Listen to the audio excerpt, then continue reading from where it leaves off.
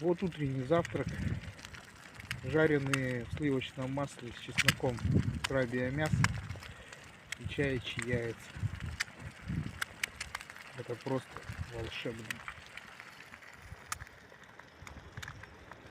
На берегу Охотского моря.